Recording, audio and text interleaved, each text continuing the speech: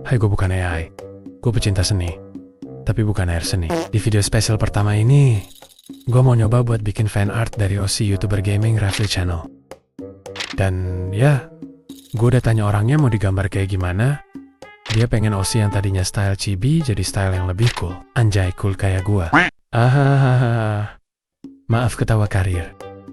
Oke, di sini gue spill beberapa proses penggambaran, cuma ya nggak semua karena kelamaan. Sambil gue kerjain, ini gue bakal cerita santuy dikit. Di sini gue pakai style mirip-mirip manhwa dibandingkan anime ya. Seperti biasa, gue awalin dengan basic sketch biar mempermudah proses penggambaran. Oh ya, by the way, di sini ada yang mau bisa gambar kayak gini? Kalau mau nanti gue bikinin video tutorial dari basic sampai jago, gratis tanpa bayar tentunya. Kalian cukup bantu gue dengan cara subscribe, like, komen juga, lonceng notifikasinya juga jangan lupa dinyalain ya. Simple kan? Gue juga nggak langsung bisa gambar kayak gini. Tentunya butuh beberapa tahun untuk sampai di tahap ini. Gue mulai di tahun 2012, saat gue duduk di bangku SMP. Awal mula gue mengenal dunia art itu dari teman gue. Gue mulai dengan gambar manual. Karena di tahun itu, digital artist belum mudah diakses kayak sekarang. HP gue aja Evercross. Tapi nggak apa-apa kok. Buat kalian yang baru mulai, terus nggak punya device, yang nggak bagus-bagus banget, yang nggak punya PC, bisa di HP.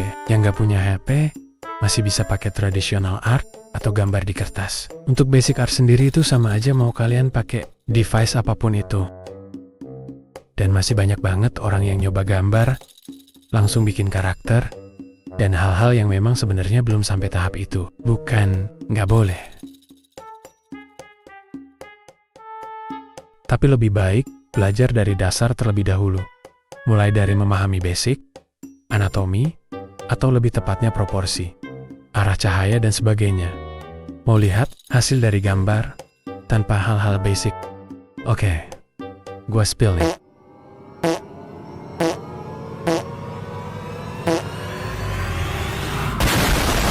Nah gitulah, makanya basic itu penting untuk menemani kalian belajar gambar. Pastinya banyak banget pertanyaan. Emang gambar gini doang bisa dapat duit? Tentu bisa. Walaupun saingannya gak main-main. Mulai dari artis yang lebih jago. Dan sekarang ditambah dengan kehadiran AI. Buat gue sendiri, gue gak terlalu terganggu dengan kehadiran AI. Kenapa? Karena sebagus-bagusnya AI, itu nggak akan serapi gambar sendiri. Kadang ada beberapa part yang miss, karena memang AI itu, dia ambil sampel dari karya orang, dari beberapa data yang mereka dapat. Dan bisa dibilang itu, ya copyright. Lebih baik gue lihat orang nge-trace dari foto, bukan dari karya orang lain ya, tapi kayak, lu foto terus di-trace, dibandingkan pakai AI tapi dia klaim itu, karya dia. Padahal, dia cuma modal ketik. Dan dampak negatif dari AI ini, bukan hanya itu. Gue punya akun TikTok sekiranya 200.000 lebih followers. Masih dikit sih. Sombong amat. Tapi bukan itu yang penting. Tapi yang lebih penting adalah, gue gambar di sana, gue up konten di sana, udah capek, bikin art berjam-jam, dibilangnya apa coba? Ah gampang, ini cuma pakai AI doang kelar. AI mata lu picek. Gue gambar, berjam-jam lesat. Nah itu salah satu dampak negatif bagi kita seorang digital artist. Sering dibilang pakai AI. Padahal prosesnya sampai berjam-jam. Capek sih. Ya buat kalian yang lihat konten orang bagus, gambarnya jangan langsung dijudge AI ya. Lebih baik cek dulu kontennya apa. Bener AI atau hasil karya sendiri. Oke, tadi itu beberapa pendapat dari gua. Tapi gimana jadinya kalau kita langsung tanya sama AI-nya langsung? Oke, bisa perkenalkan diri kamu? Hai, namaku Chati. Senang berkenalan denganmu. Langsung aja pertanyaan pertama. Pandanganmu tentang teknologi AI seperti kamu ini, di bidang digital art gimana? Ini memang jadi isu yang cukup rumit. Ketika seorang seniman menggunakan AI untuk menciptakan karya, tapi kemudian mengklaim itu murni hasil kreativitas mereka sendiri, ada beberapa sudut pandang yang bisa dipertimbangkan. Di satu sisi, AI bisa dilihat sebagai alat, seperti kuas atau komputer yang digunakan oleh seniman untuk mengekspresikan ide mereka. Dalam kasus ini, hasil akhirnya masih bisa dianggap sebagai karya mereka, karena mereka yang memutuskan bagaimana menggunakan alat tersebut untuk menciptakan sesuatu. Namun, jika karya tersebut sepenuhnya dihasilkan oleh AI tanpa intervensi kreatif yang berarti dari seniman, lalu seniman tersebut mengklaimnya sebagai karya mereka, bisa dianggap tidak jujur atau menyesatkan. Dalam konteks hukum dan etika, transparansi tentang sejauh mana AI berkontribusi dalam proses kreatif bisa menjadi kunci. Hal ini penting untuk menjaga integritas seni dan kepercayaan publik. Oke, tentang copyright ini gimana nih? Karena ada beberapa digital artis yang mengaku bahwa karyanya itu karya dia sendiri, padahal dibantu dengan AI. Menurutku, jika seorang seniman menggunakan AI sebagai alat dalam proses kreatif mereka dan memberikan kontribusi kreatif yang signifikan, maka klaim bahwa karya tersebut adalah hasil dari mereka bisa dianggap sah.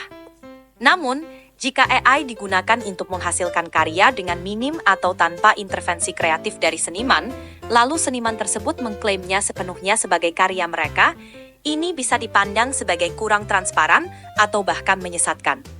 Penting untuk jujur tentang sejauh mana peran AI dalam proses penciptaan, agar tidak meremehkan nilai kreatif dan usaha seniman lain. Jadi, intinya, transparansi dan kejujuran adalah kuncinya. Apa itu berarti untuk seniman seperti ini adalah tindakan yang salah? Betul sekali. Kejujuran tentang penggunaan AI dalam proses kreatif adalah langkah yang bijak. Dengan jujur tentang bagaimana karya dihasilkan, termasuk peran AI, seniman dapat menjaga integritas dan menghargai kepercayaan audiens mereka. Lagi pula, menggunakan AI tidak mengurangi nilai sebuah karya seni selama ada transparansi tentang prosesnya.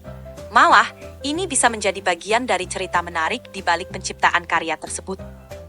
Baik, sekarang bagaimana tentang orang yang suka memperjualbelikan karya digital tanpa mengungkapkan bahwa itu sebenarnya hasil AI? Sebagai karya sendiri tanpa mengungkapkan bahwa itu dibuat dengan bantuan AI bisa dianggap kurang jujur. Kejujuran tentang proses penciptaan adalah kunci dalam menjaga integritas seni dan membangun kepercayaan dengan pembeli. Jika seseorang menjual karya yang diciptakan sepenuhnya oleh AI tanpa memberikan kontribusi kreatif yang signifikan dan kemudian mengklaimnya sebagai hasil karya mereka sendiri, ini bisa dianggap menyesatkan dan tidak etis. Pembeli mungkin merasa tertipu jika mereka mengetahui bahwa karya tersebut bukan hasil dari keterampilan atau visi artistik individu yang mereka percayai. Dalam dunia seni yang terus berkembang, transparansi tentang penggunaan alat seperti AI menjadi semakin penting. Ini tidak hanya tentang menghargai hak cipta, tetapi juga tentang memberikan penghargaan yang layak untuk kreativitas dan usaha. Jadi, ya, lebih baik untuk jujur tentang penggunaan AI dalam pembuatan karya seni. Oke, Ceti, pertanyaan terakhir. Bisa dijelaskan tentang cara AI menciptakan sebuah karya seni digital? AI dalam bidang seni biasanya dilatih menggunakan kumpulan data besar yang terdiri dari berbagai karya seni, gambar, atau konten visual lainnya. Model AI ini belajar dari pola, gaya, dan teknik yang ada dalam data tersebut. Namun, ini tidak berarti AI hanya menyalin karya orang lain. Sebaliknya, AI mencoba memahami dan mereplikasi gaya atau elemen-elemen tertentu untuk menciptakan sesuatu yang baru. Mengenai isu copyright, ini tergantung pada bagaimana karya AI digunakan dan seberapa mirip hasilnya dengan karya aslinya. Jika AI menghasilkan sesuatu yang sangat mirip dengan karya tertentu, itu bisa menimbulkan masalah hak cipta. Namun, jika hasilnya merupakan kombinasi unik dari elemen-elemen berbeda yang tidak secara langsung meniru karya spesifik, maka itu bisa dianggap sebagai karya baru. Hukum hak cipta masih berkembang dalam menangani kasus-kasus yang melibatkan AI. Jadi masih ada area abu-abu yang perlu diperjelas seiring waktu. Oke, Shetty, terima kasih. Untuk penjelasannya, mungkin para viewers bisa bijak dalam menanggapi apa yang sudah dijelaskan oleh Chatty, maupun dalam menggunakan teknologi AI itu sendiri. Sama-sama, senang bisa membantu. Sampai jumpa lagi bukan AI. Nih gambar gua udah mau beres, langsung aja ya. Gua spill hasilnya. Sekian. Terima gaji.